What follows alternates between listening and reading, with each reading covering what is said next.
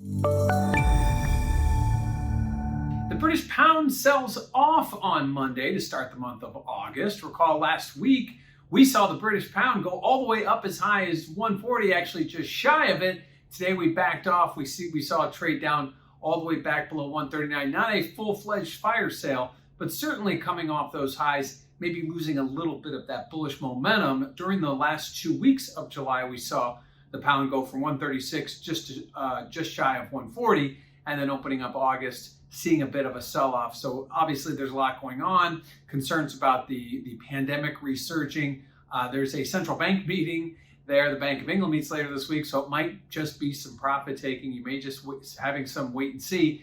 Potentially the Bank of England, which has been quite hawkish in some of their comments, maybe we'll be taking a step back in those comments, very similar to what we saw with our Fed, kind of wait and see what happens approach, which would certainly take some of the luster off the pound that we've seen over the last 2 weeks. Now, what does this mean for volatility? Well, if you check out that CVOL index over at cmegroup.com, you will notice that volatility has been in decline as we've seen prices rally. So sort of that opposite trade.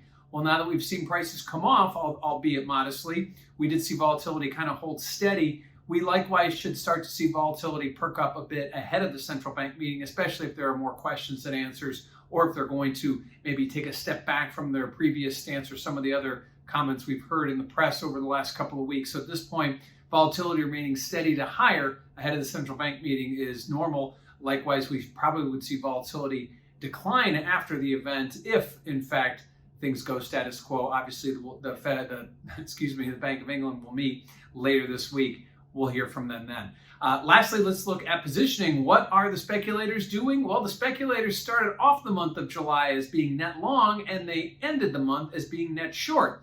So what we've seen here is constant selling as the market rallies. What that really tells me is that there is a belief system there that whatever the Bank of England's been talking about driving the pound higher, it isn't going to hold for as long as perhaps the charts of the pound itself will show. So that move up to 140 was attractive to speculators. They've been selling it.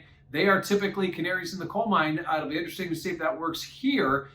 They are typically the first ones in and out of trades. So they were selling. Now we're seeing them net short. It'll be interesting to see if we do in turn get a more dovish Bank of England this week. That would certainly bring prices down. Not sure if we'll get all the way back down to that 136 we saw about 2 weeks ago, but that is really what we're seeing. Some of the positioning stance being taken here is that this move higher is short-lived and likely will reverse itself. So to open the month of August, the pound sees a modest pullback from the recent highs with a Bank of England meeting looming and the potential for a global scare and a sell-off in the pound.